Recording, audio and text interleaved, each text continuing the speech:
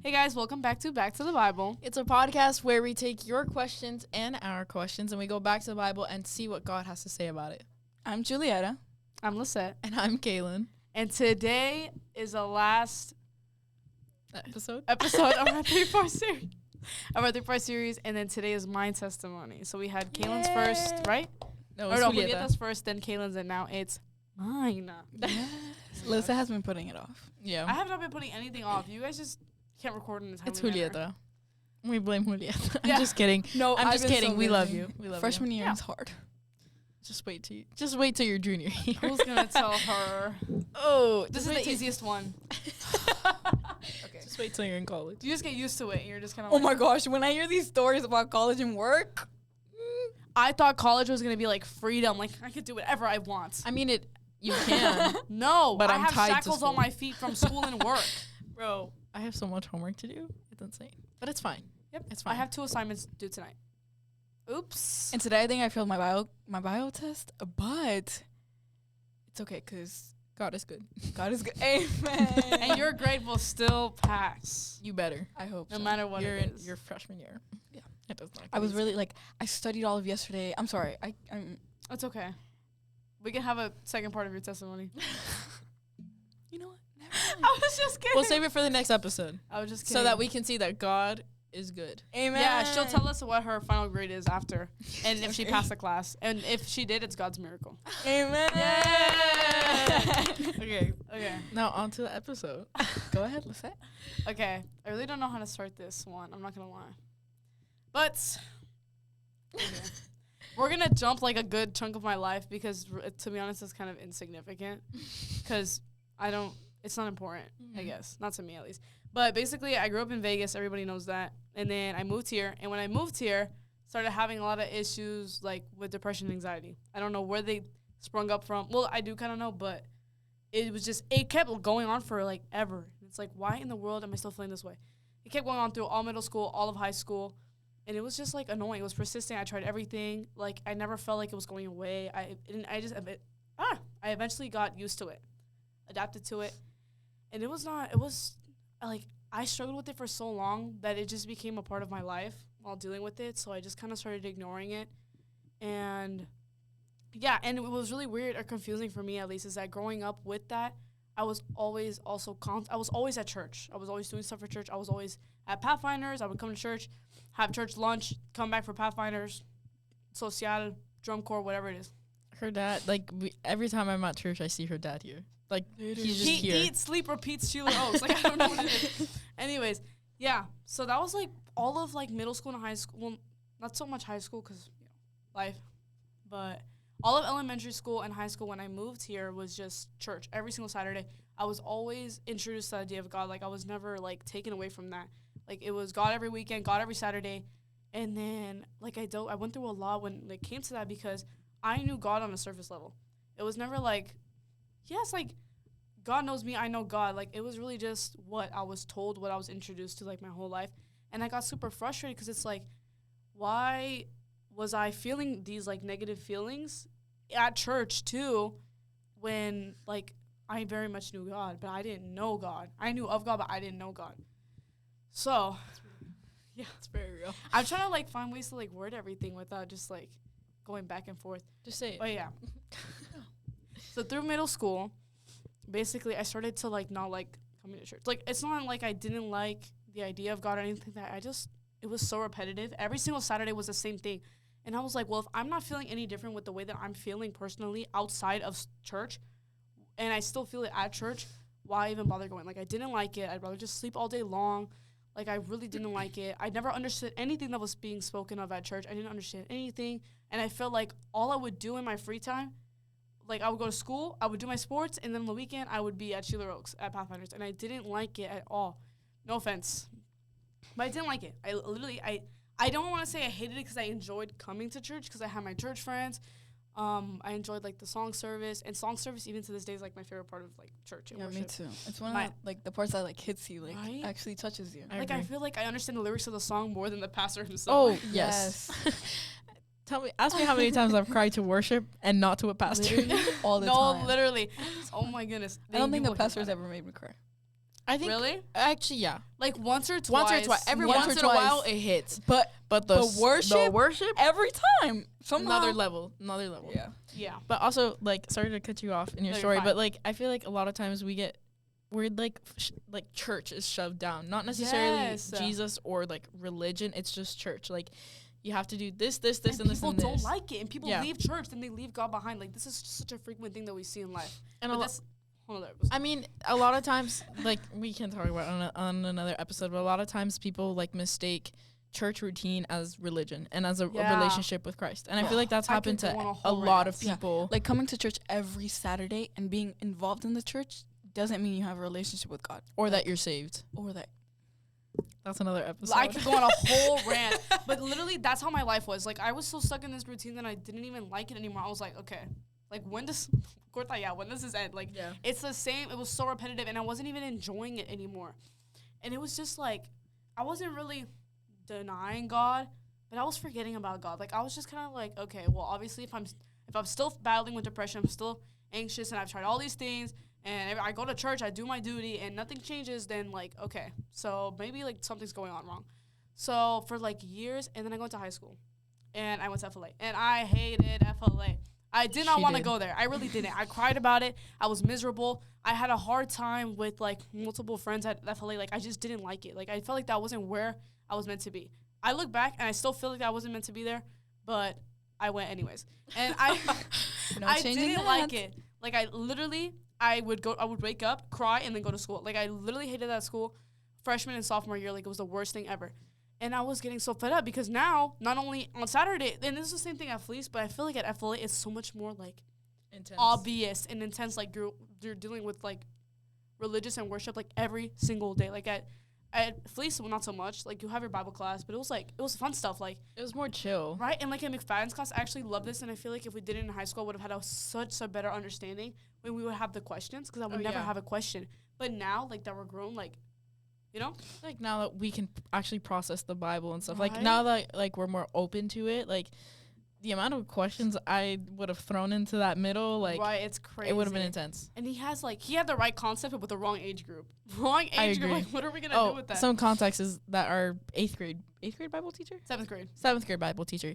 He would put put us us in in a circle, and he would make us write A question. sticky note. On a sticky note, he made us write a question, throw it in the ground, and then he'd like pick it up and read it. And like if answer. he would that's count them, fun. and if one was missing, I guess he would just assume who it was and take points off. I don't know.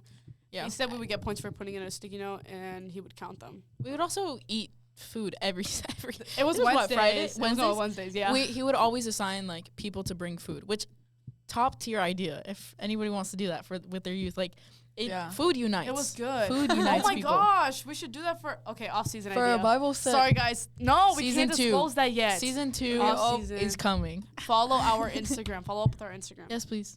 And actually respond to the polls I put. Please, guys. Like, I put that. I'm gonna get a single response. Anywho, yeah. So then I went to FLA, and then I was like, okay, so Saturdays is the same thing all the time, and now every single day I'm at school is the same thing too. And I'm still feeling depressed, and I'm still doing all this stuff, and I'm still not understanding the concept of God. Like, okay, what am I doing wrong? You know, like, I was super frustrated. I had a lot of mental issues. Well, not mental issues, because it makes me sound crazy. But I had a lot of, like, personal self-discovery issues throughout middle school. Like, I was super sad. Like, I didn't know who I was supposed to be. I didn't really understand anything.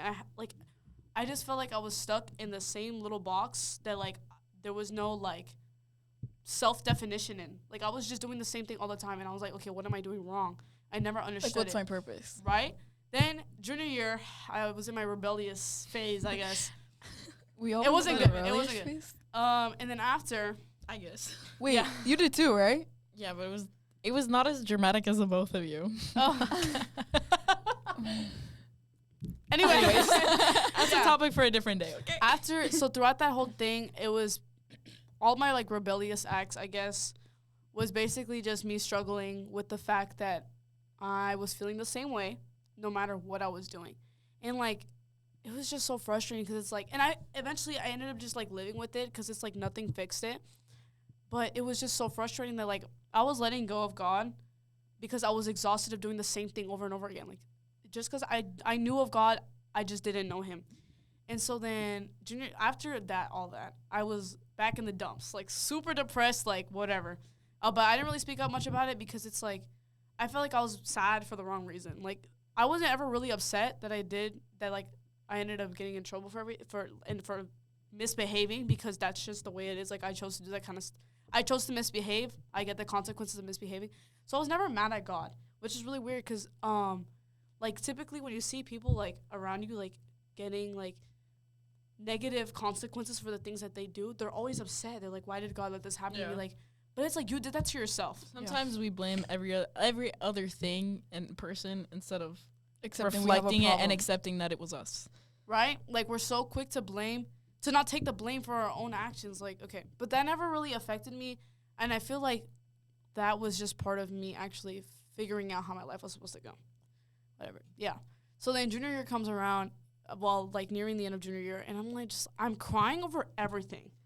Like, not even kidding. Like, every single thing. Like, I'm just, like, a big, fat crybaby. Like, I'm crying over everything. Like, the most insignificant things made me cry. Like, it was so frustrating because I was like, okay, why am I crying over this? Like, this is really not that big of a deal. And then, so that summer, hold on, wait. That summer I was fine. I was kind of working on bettering myself, working on getting closer to God, all this stuff. So it was pretty good. And then, yeah, summer was just that. Summer was just me working on myself, bettering myself. I started playing soccer, so obviously I was focused on that. I was getting, like, back in shape, all this stuff, because I was dealing with a lot of stuff with my knees, which also I was depressed because I couldn't go to the gym. I couldn't do anything because of my knees. And it was horrible. Like, literally my favorite thing to do at the time. Like, now it's, like, whatever. But I loved being physically active. And I couldn't do any of that because the doctors. What happened to your knees? Okay. Sorry, that was a weird way to ask. When I used to do, like, MMA and stuff like that, at some time. She did MMA for a good chunk of her life. Yeah. And her dad, like, brags about it. Like, I don't know why he brags about it. He's like, quit. That's not something to brag about. Okay, but, like, I don't know anybody else that actually MMAs, like, or, like, actually fights. You know, like, that's actually really cool. I don't know of any other person. So I feel like that's, like, especially in the Hispanic community, like, that's not something that you see often. You know, like, I miss it a lot. Like, how many years did you do it for? I did jiu-jitsu and karate for 8. I did kickboxing for 6, and MMA and judo for 4. That's intense. I remember seeing Lissette. She's like, oh yeah, like, I have to go to karate lessons, or that's literally all I have to go to my gym. This is why I would get so frustrated, because literally my whole life, and it's like my whole life was school. I go train for 3 hours. I would come home at almost 9 o'clock at night, and then, or no, hold on, that's a lie. I would get out at 7:30, so I'd be home around 8. I'd have to eat, then do my homework, and then go to bed by 10:30. And then on the weekends, I was at church all day long. And I would go home for 2 hours and come back for Pathfinders, and I didn't even like Pathfinders. Well, I liked Pathfinders when I got older, but I didn't like it when I first started because my dad, like, pressured it onto me. And so it was like, also, it wasn't as organized as you would expect Pathfinders to be. Yeah, like, I would show up, and I'd sit there for 30 minutes because they started late. Or we didn't have a teacher, or there wasn't any students. Like, it was just very, very sporadic. I mean, that's still kind of what it is. Which also, it was, like, pre-COVID. And, like, pre-COVID, well, no, it was, like, beginning of COVID. And that's when things just started going downhill. But they're picking up. Yes. But it wasn't, like, and then my dad pressured me into drum corps. And, like, I had fun at the end of the day. But it's, like, I've always felt so forced into everything because it's, like, why am I getting forced into things that God wants me to openly go to? That was always my argument because my dad was always like, you can't say no to things that are for God. And it's like, yeah, I understand that, but I feel like every single person has their own way to do things for God and to open up to God. Like, I'm sorry. No, it's okay. No, go ahead. No, you can talk. I was gonna say if it's not, like, with the right intentions, then is it actually really for God? Right. Yeah. It's not, like, truly for God. If you don't want to do it. And also, it's easier to burn out when it's not for God or of God. It's so easy to get burnt out and so easy to lose motivation. Oh, I forgot to mention this. Okay, yeah. So I didn't like doing it, and I started feeling like a bad person. And I started to feel bad, like I was letting God down because I didn't want to do it. But it's like, it's being forced upon you. Obviously, you're not going to want to do it, you know? Yeah. But yeah. So then junior year, in the summer, I was working on bettering myself, kind of working on it. And then nearing the beginning of senior year, it was my goal to be rebaptized senior year. But I was like, I thought it was just a thought in my mind. Because I was like, what exactly is bringing me to do this? Because I feel like at this point, like, I was getting better with God. I was doing okay with God. Like, I had already been baptized before. Like, in reality, I just needed to fix myself, and I'll be fine. So I kind of neglected that idea for a little bit. And then at the beginning of the year, every single chapel or any type of like singing thing, I was crying. I was like, what the heck? Like, I was crying over everything. Like, it was horrible. And I literally didn't even want to sit in chapel because I would just cry. I would She sit there sat in and the cry. front row too. It was She sat in like the second row from the front, so like the speaker could see you, which is just funny. At least the speaker knew that I was listening because I was literally crying every time. And the funniest part is that I had Evan sitting next to me playing Block Blast, and I had Jackson next to me sleeping, and I was right in front of and no one sat in front of us. So it was just me and the speaker, and I was literally crying every single time. And most of the time, I was crying because of the songs. But like when it was a good sermon, I was low key like tearing up. I was like, God, this is literally you talking to me. Oh my gosh. And I guess I never acknowledged that it was him talking to me, because after I got that idea of getting rebaptized, every single thing that I heard in church or I heard in chapel stuck out to me, or every single thing made me cry. And I was like, what is this? Like, I was so confused. I was like, God, why am I getting closer to you and I'm feeling sadder? Like, this isn't making any sense to me. I know. And then during the first Spirit Week of the year, Mr. McFadden came. And I had already, like, okay. Wait. I need to get a train of thought. Okay. So he was like, oh, he had his sermon. He sang in the middle of the sermon like he usually does. And then at the end, he was like, if you want to get rebaptized or baptized, come up to the front. We'll pray for you. And I was like, I'm not going to stand up in front of this whole thing. Like, all these people know. I don't want all these people to. My main thing was I'm not ready for that. And I don't want these people to know if I'm not going to actually do it. Because now, then, my whole thought process was if people know, it was going to become I needed to do this because I can't let other people down. It's not for myself anymore. So I didn't tell anybody. So after that, I was sobbing hysterically that entire chapel. Like, it was not controllable. And, like, it literally wasn't controllable at all. Like, I literally was crying all the way up until the end. Like, I cried on my way to Bible class after. Like, I cried the whole time. So after, once chapel ended, I was like, I should have gone up. I should have gone up. And then I felt something pushing me to at least talk to them, to him. And I think it was Pastor Moreno and the other Moreno. I don't remember which one. I think it was Pastor Moreno first and the other Moreno came. But I came up to McFadden and Pastor Moreno, and I was like, I know I didn't stand up, but I have intentions of I'm feeling a push of getting rebaptized before the end of senior year. Period. And then he was like, and I was like, but I just don't feel ready. Like, I know God, but I feel like I don't know God on a personal enough level yet to give my life to him again. Like, I didn't really deem it as super necessary, and I also didn't feel like I was ready for that. So I talked to them, and Moreno was like, you don't have to be perfect to get rebaptized. He was like, period. Yeah, he was period. He was like, you don't need to fix everything. God's going to help you fix what's left. That's basically what he said to summarize it. And mic drop right there. That stuck with me the whole year. I was like, because then I always thought that I had to, and not that I had to fit this image, because I personally kind of had my own, like, understanding of what God expected of us. Because obviously God's not going to expect us to be perfect. Look at the way that we live. Like, it's literally impossible not to sin every day. I'm sorry. There's so many things that we glimpse over, but it's also, a lot of these things are sins. Mm-hmm. But it's like, it's impossible not to sin every day. Like, unless you are Jesus or God himself. You are not going to live a day where you don't sin. Facts. That's just the way it is. So, it's like, that, like, I don't know what that was. It just hit me. I was like, maybe I don't need to fit this description of a perfect Christian to come back to God.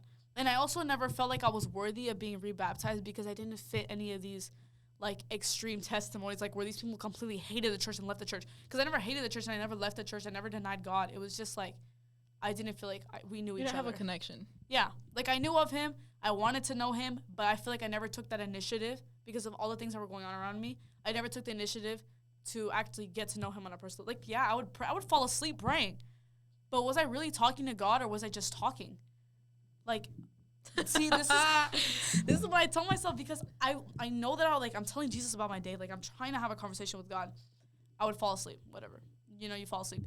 But it's like, I was talking to him, but it's like, I was just telling him about I was just telling him. Like, I wasn't asking him for guidance or anything. It wasn't a conversation. It was was just a like, one-way conversation. I was like, by the way, like, this is how my day went. Like, I hope I get an A on this math test. Like, it was never like, God, I trust you to give me this A on this math. Like, God, like, I trust you to guide me throughout my day, help me do better in the future, you know.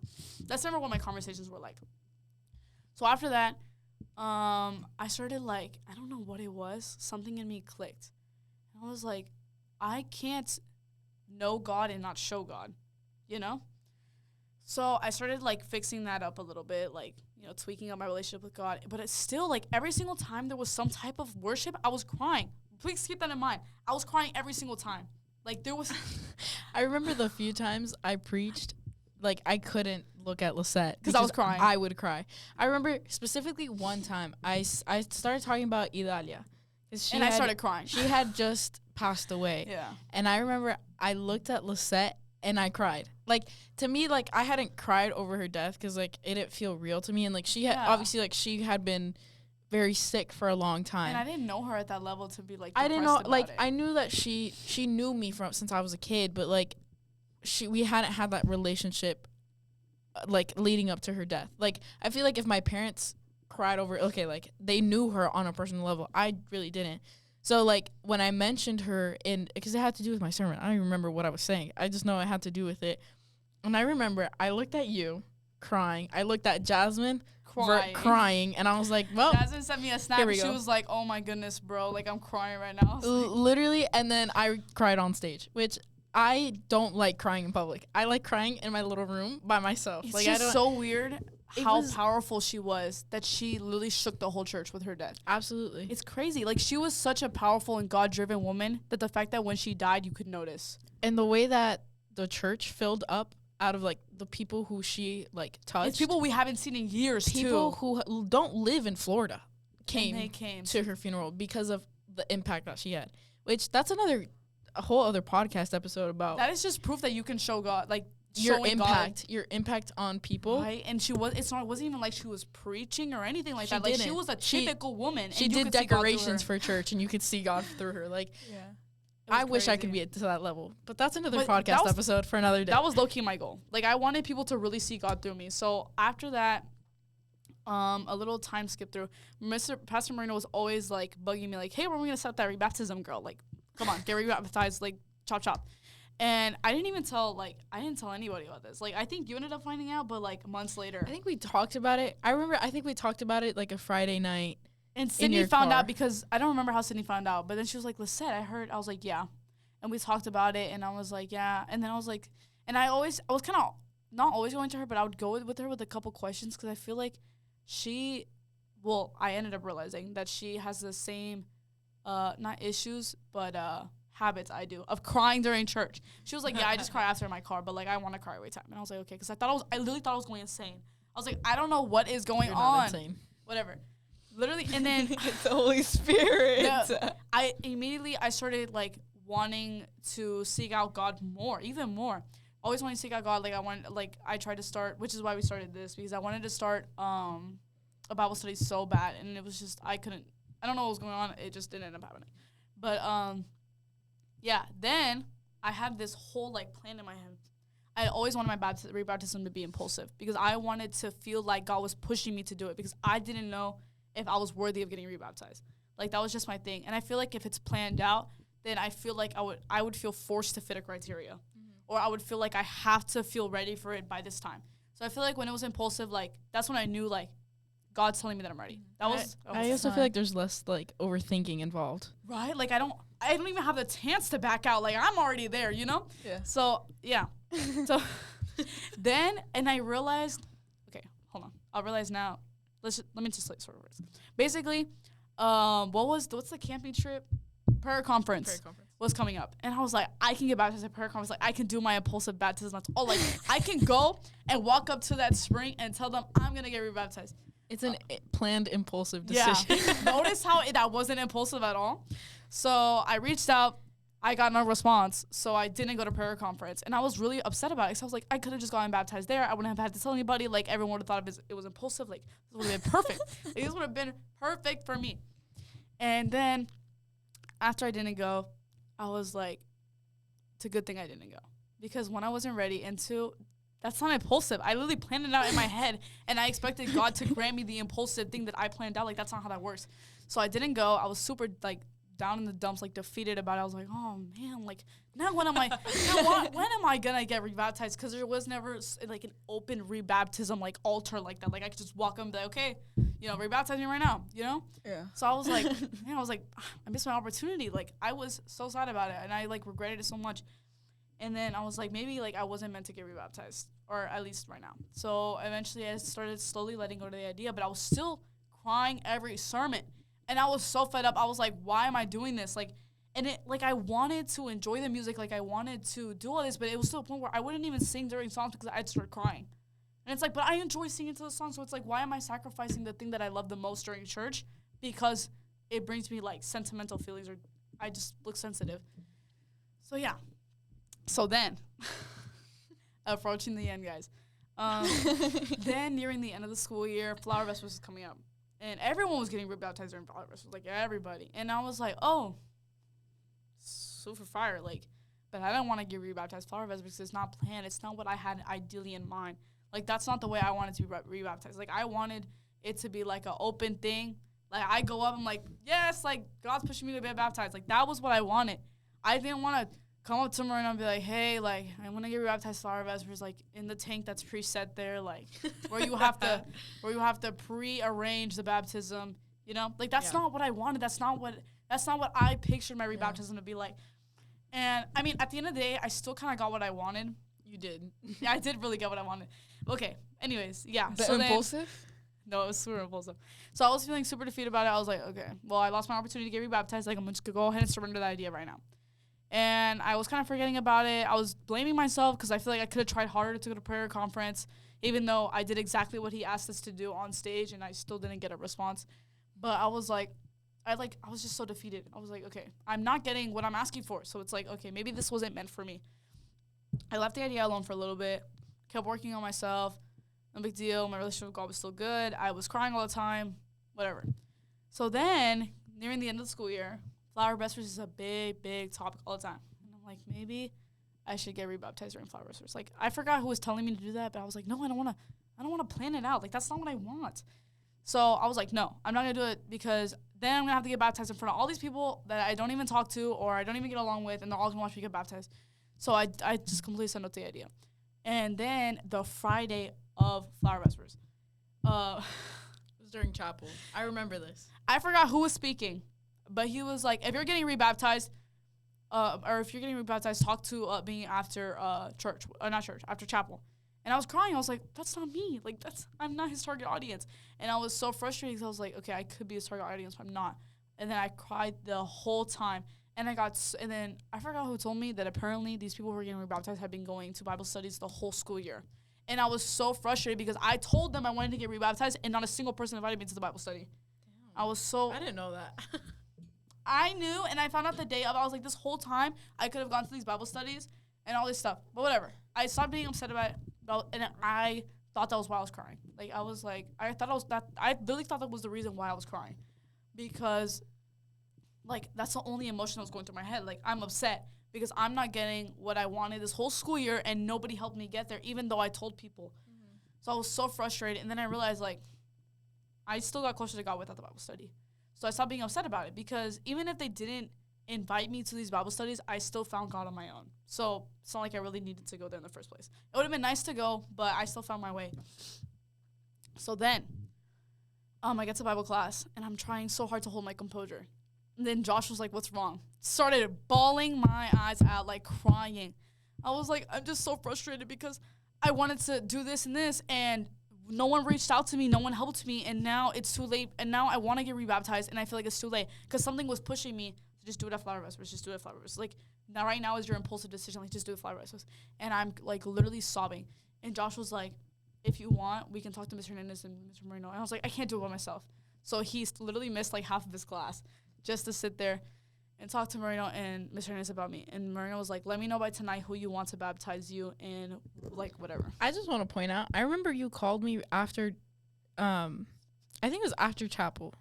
It was, like, soon after you called me and you were like, I think I'm going to get baptized. And I was like, oh, my gosh, do it. That was after the conversation. I think it was right after. And then you were like, and I was like, do you want me to go with you? And you're like, no, Josh is coming with me, but, like, I'm really nervous. And I was like, do it. Like, don't even question it. do it. Like, you're not going to regret it. Do it. Because I was like, there's no way I'm crying over something I'm not upset about. So it has to be deeper than that. So, whatever. Then I texted my mom, like, 2 hours before. I was like, by the way, I'm getting rebaptized tonight. She was like, oh, like, I would have missed work, whatever. I didn't tell anybody else. Like, nobody knew. Like, I didn't even, Cody only knew because he saw me crying in class. And Cody was like, oh, I'm not even going to be able to be there, whatever. And I was like, oh, that's fine. Like, I didn't tell anybody. This wasn't planned. So, yeah, Elijah was the only one. Elijah and you and Sydney and Josh and Cody. And were the only ones I knew. And then Cody ended up going. It was a surprise. It wasn't a surprise to see him there. But, yeah. So, nobody knew. Whatever. So, then I'm there, and I get there early, and I'm excited. And I'm like, this is so weird. Like, I got baptized with people I didn't even know were getting rebaptized. It was just such an odd feeling. Like, I was like, am I actually ready for this? Like, why am I doing this? Like, literally, I was like, why am I doing this? Why am I? Start freaking out because I'm like, okay, all these people are going to see me get rebaptized. And none of these people even know my story. Like, they don't know me like that. So I was literally freaking out. I was like, am I doing the right decision? Am I making the right decision? So, rebaptism, it's time for me to step up into the thing. I am freaking out. I'm like, oh my gosh, no. So then, I've never, not never, that's a stretch. I haven't felt that much joy in my heart in so long. Like, I hadn't even gotten dunked in the water yet. I was like, yes, like, just dunk me already. Like, I'm so excited. And he's talking, and I'm like, please just go ahead and, like, and I almost started crying. I was like, just put my head in the water before I start crying. Like, please just get this over with. So I'm just so excited. Like, if you look back at the video that Miss Hernandez took of me, I am smiling ear to ear, ear to ear. So finally, moment of truth, I finally get, dunked in the water. And as soon as I come out, like, that, when I look back at my smile that day, like, that is a true, like, God-driven smile. Like, the Jesus glow is really there. Like, I was so happy. Like, I got out of there. Like, everyone's like, oh, my gosh, let's say, like, this is so unexpected. Like, congrats. Like, I'm so proud of you. I'm so happy for you. Yeah. And I was like, yes. Like, this is just such an amazing feeling. Like, I've never been this happy before. And then that night, that Vespers was the first Vespers I didn't cry at. And I was like, that is why I cried all this time. And I realized that finally the answer to all my sensitivity and all my crying was literally God telling me that this was the step I needed to take to really reaffirm my faith. And I was like, wow. So finally, after that, like, even now, like, sometimes I do get a little emotional, but I haven't cried at a worship since then. And it's not like, oh, it doesn't hit me the same anymore. It hits me even, like, what even the harder. Lyrics say, what the pastor is saying, hits me even harder now that I finally am not crying. Like, I can actually understand the guy. Like, I can understand him knowing that I won't be ashamed of myself for crying in front of everybody.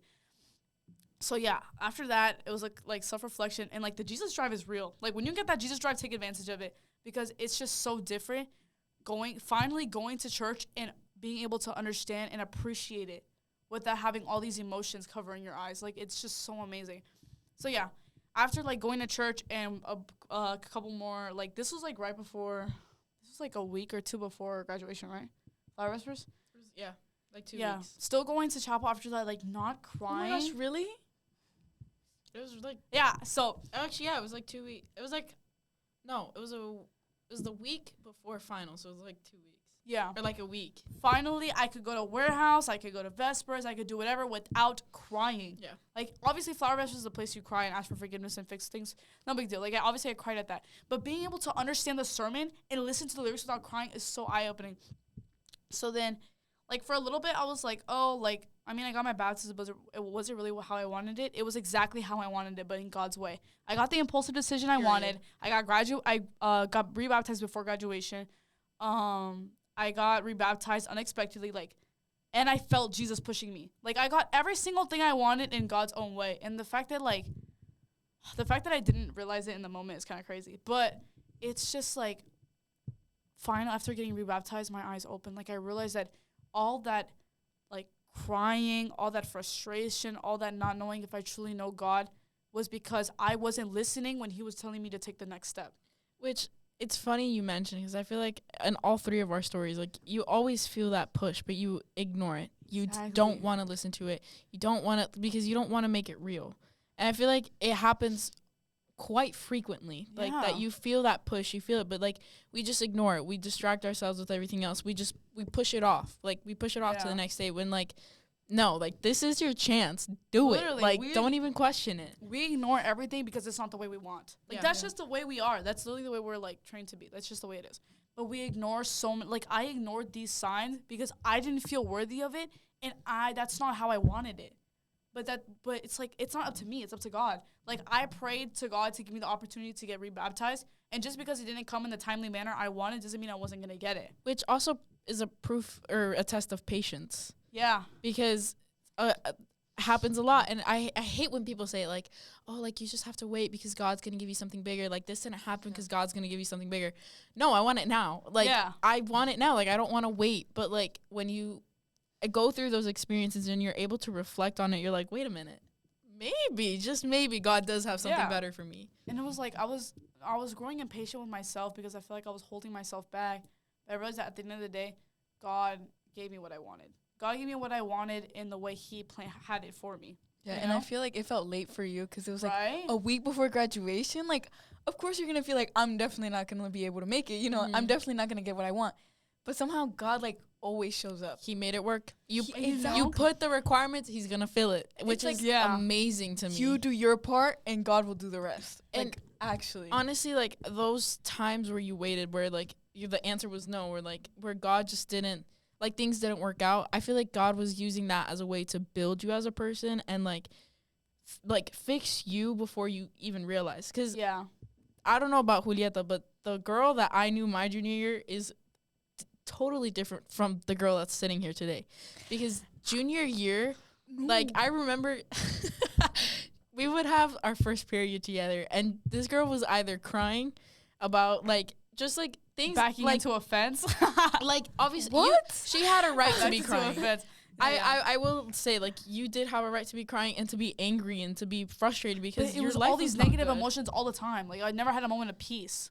And it's like, now I can wake up in the morning and be like, okay, like, today's gonna be a good day. Like, I don't have anything to worry about, you know? And, like, even if I do have stuff to worry about, like, I know it's not impossible because I have God with me, you know? Period. Like, your mindset changes so much. But, yeah, it's basically, like, all of high school, middle school, whatever. Well, most of middle school and high school. This is why I realized, like, it was beneficial also on my part why my baptism was so late. Because throughout, like, middle school and high school, basically the way I would test myself in my faith, it's like, when I go to college, I'm becoming an adult, am I really going to go to church by myself? Oh. And that's what I would tell myself. That's a real question. Because I go to church because my parents drag me here. Once I'm old enough, like, am I going to go out of my way to go to church? Like, is that something I'm going to do? Because I already didn't like going when I was younger. I didn't like coming to a specific church because I never understood anything. But it's like, am I really going to want to go? Is my faith strong enough where I have the courage to go by myself? No. The answer was no. So I feel like if I got rebaptized earlier in senior year, I would have my, like, obviously my Jesus Drive. I had my Jesus Drive over the summer, and then college came around. But I feel like I would have had it during the school year, and then summer's going to come around, and I'm just going to get lazy with God again. And then I realized now, well, at least, so yeah, I had my Jesus Drive, and I took advantage of it. Like, I started listening in, like, church, everything. Now, all of my friends are gone to college, and I'm going to church by myself. I'm going out of my way to go to church. I feel like that Jesus Drive is like the honeymoon phase in a relationship. Like, everything is just easy.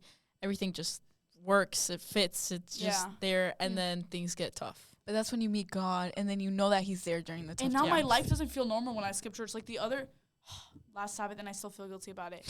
I woke up way too early. I was like, okay. So I turned off a couple alarms to give myself, like, a 30-minute nap. My nap lasted 3 hours. I woke up at 1 p.m. And I woke up, I was like, I have to go to church. I flipped my phone over, 1:37 p.m. I was like, okay. And I felt so guilty. I was like, okay, so I didn't go to church. And there wasn't a church event that evening. So I literally did not go to anything church-related that whole Saturday. And I felt horrible. I felt like such a bad person. I was like, okay, I just missed, like, what I looked forward to. And it was a warehouse Saturday. Aww. Like, this was exactly what I looked forward to.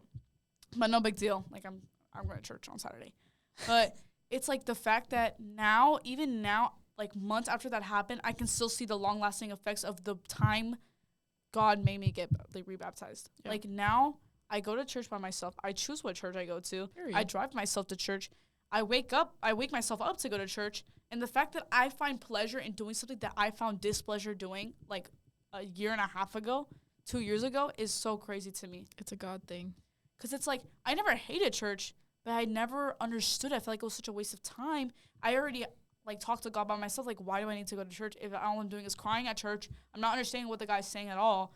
But now after I get rebaptized, like I look forward to Saturday. And I feel like it became unattractive. Like Yeah. church becomes unattractive when you're in it for X amount of years. Like you get tired of it. It becomes unattractive. You become unmotivated. Like honestly, like I still go through it to this day where like sometimes you just feel like quitting everything just so you could like have peace. It's not enjoyable. Like Because church should be enjoyable.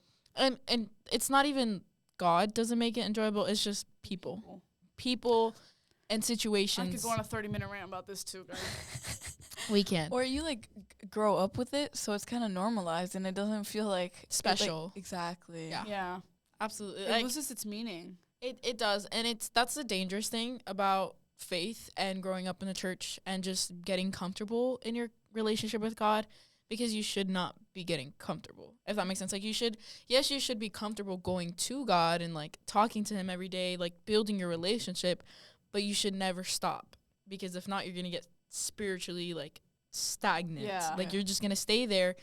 And then when everything comes, you're going to stay there. Like you're not going to know where to turn to. Yeah, So and like, you're always gonna like at least a habit that I had. I would only go to God when I needed him. Yeah. But and as much as he's there for when I need him, when else am I going to him? mm-hmm. We need to understand that having like, if you have a friendship and I only come to you, hey, I need a ride. Is that really a friendship, or are you my chauffeur? No one's going to want to take you. Like it's a two-way street. It's a two-way street. You give, he gives. And like obviously God's not gonna be like, yeah, my day was super good, like I got to watch all of you guys like doing whatever. But it's like just going out of your way to talk to God, like to reminding him that you trust him.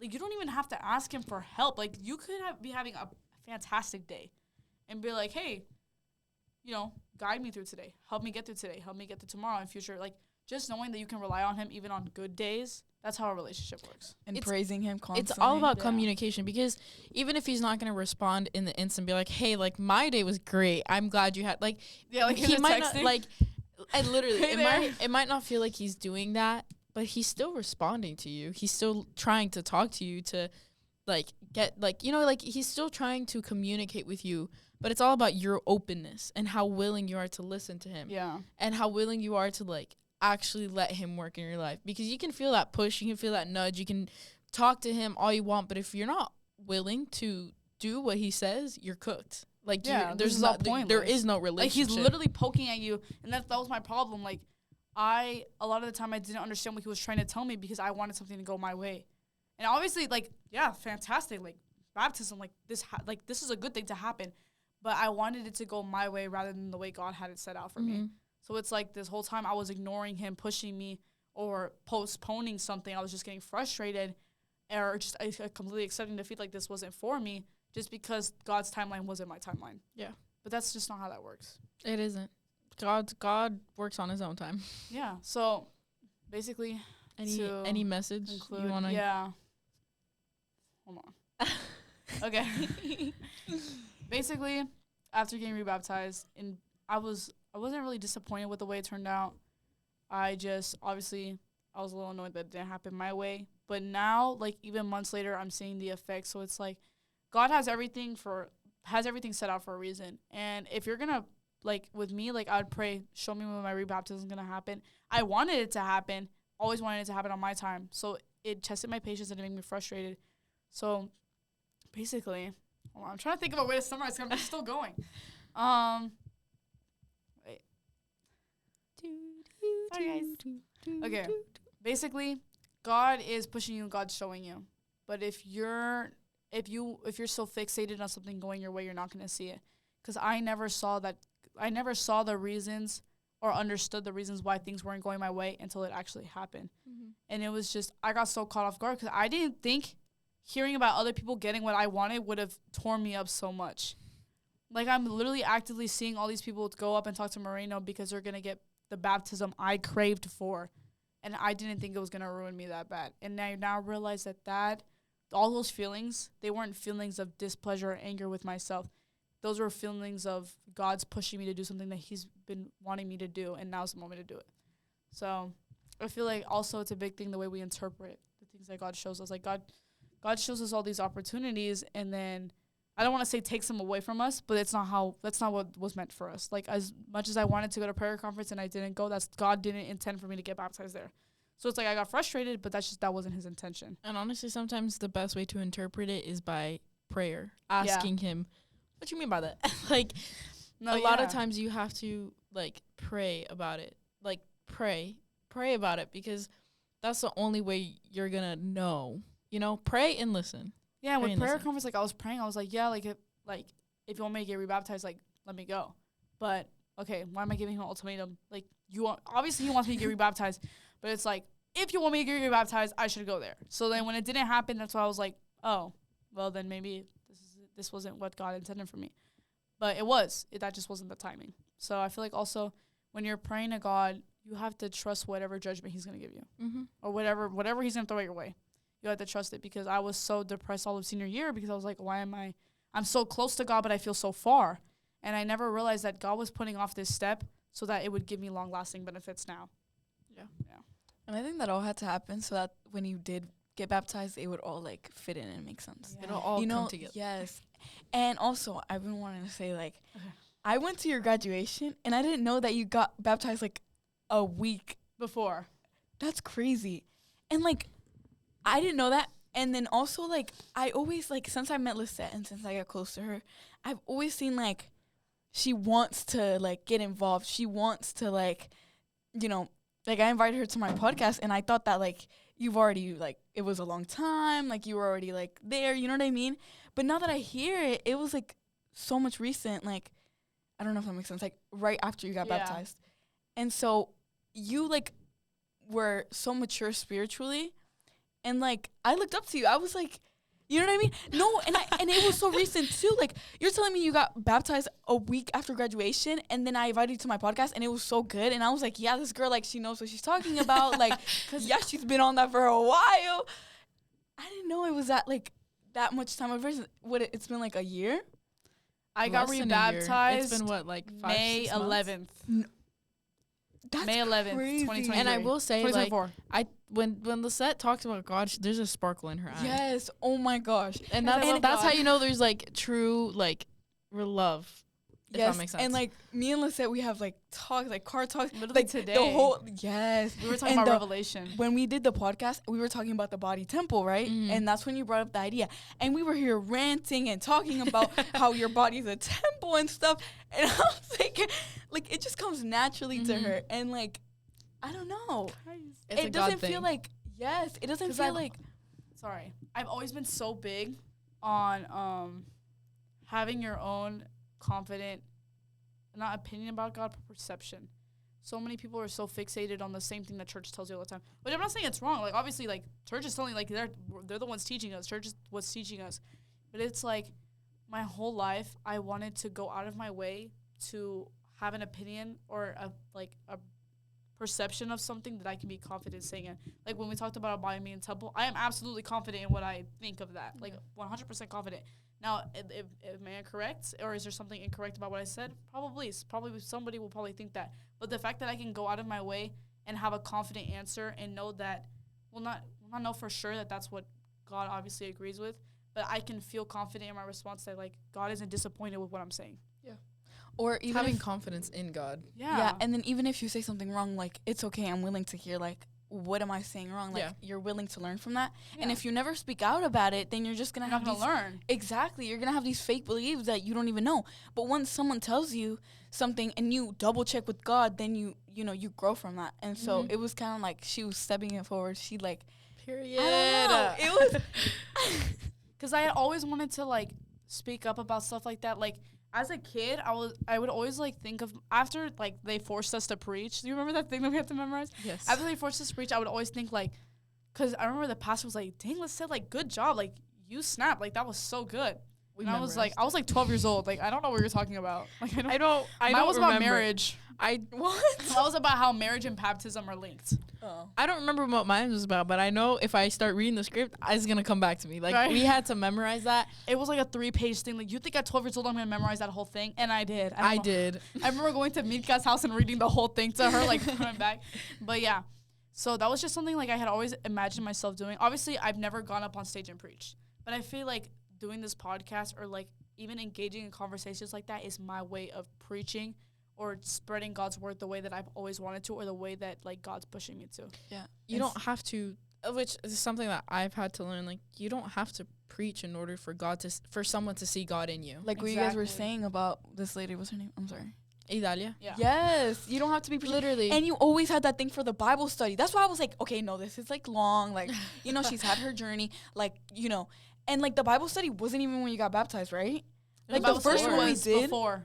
Yes. It and was like a couple months before. like it was so good. Even if we never got the chance to like get together or whatever, like it was good over the phone. It was like 3 hours long, but like It was. Yeah, it was super It long. was It went through like so 3 different topics. good. Yeah. And I honestly, like, that's the way God works. He works in Yes. mysterious like, he really ways. has like he's using you. Like it's crazy. It's crazy. Like I feel like I'm already sounding like an anciana. Oh, you're fitting your role. Don't worry. It's just, sometimes you just have to sit and wait and let God Yeah. it through you and do what I you even gotta got do. told, I don't remember by who. Literally that whole day after was a blur. All I remember was getting dunked out the water and out of it. And I remember, I forgot who it was, but they were like, Lissette, like, I didn't expect you to do this, but I can see the way God changed and moved you to do this.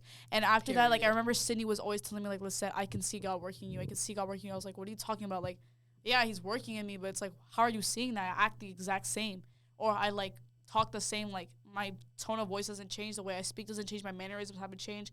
But the fact that people, even despite that I didn't change my outward appearance, could still see the way God was working in me. And it was just amazing. Like, that pushed me to be better for myself. Period.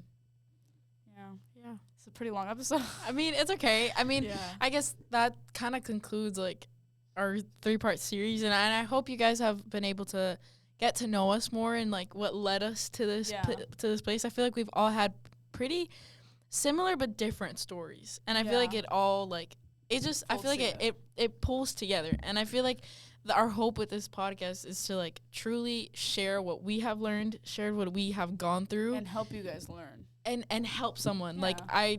I at least I don't know about you guys, but that is my deepest prayer, that at least one person can see God through this podcast. I don't care who, what, when, where, how, but that I just one person. Yeah. And we already get comments. Yeah, It's like, which you guys, we oh my gosh, appreciate. we love you We guys. so appreciate, and please leave us more comments if you Yeah, like it, like- if you what things you would like to see different, if you want a specific topic. Like, we're so open to it. And you can always ask us questions about our story. DM us on Instagram Yeah. if that's more personal and you don't Yeah. have people looking at your comments. But please, because I feel like that way we know we're doing something right, Yeah. you know? And there's so many topics that within our testimonies that could be expanded on. Oh yeah. And like, you guys probably catch it better than we do because we're just telling you a story. Yeah. So Yeah. if you catch that and you want to hear about it, be my guest and type it. Like, we'll extend this Yeah. series. Like, that's not. No, yeah, like we know we're young.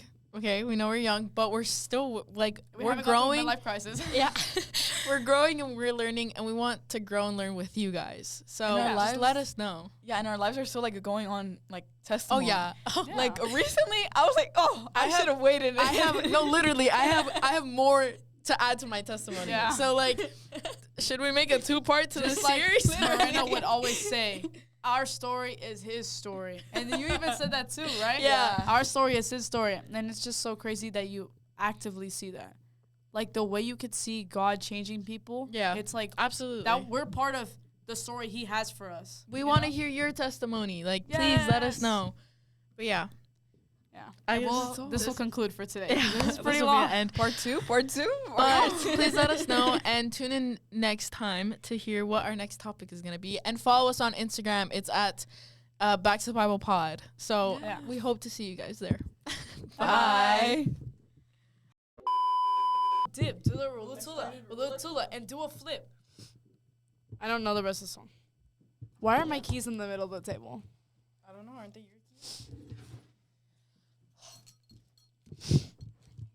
By the way, guys, I'm sick again. Woo! I'm isn't sick on. again. I'm sick again. I'm sick again. Thank God. We'll turn it.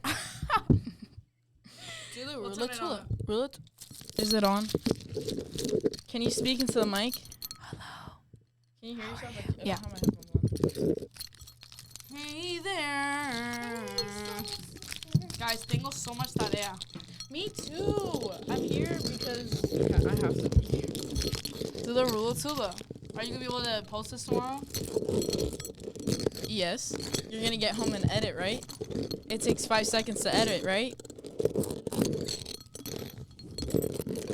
You literally just have to slap the title on there. Do the Rulatula. If I feel like, yeah. Do the Rulatula. I have 2 things to tell you. I want to know. Okay, my head looks like an egg. I'm like caca. Excuse me? Why? Yeah, we can It's a Yeah. quick meeting just to like. They said happy Sabbath, but didn't. And then Lissette started running. Because I had to tell. I was What? about. No. First, she said, I kind of need to go to the bathroom. And I was like, do you want to go here or do you want to go to church? And she was like, no, I'll go when I get home. And then like 5 minutes later, she's already, she's like, no, it's literally coming out of my butt. I have to go. And she was in the bathroom. She And like, then I had no she was like paper. turning back. She was like, Guys, pulling on my core. oh. Yeah, she Okay, wanted me to, can you get off of TikTok? Do the Rulatula. Yep. Sorry. Put the mic in my mouth. That's disgusting. Now I have David's mouth all over me. Okay, guys, 3, 2, 1. Hi, welcome back to the Bible. A podcast where we go back to the Bible and we think. Actually, my sister. Okay, actually, because That was actually so funny. Because she did like. She's gonna explain the joke I just made. Wait.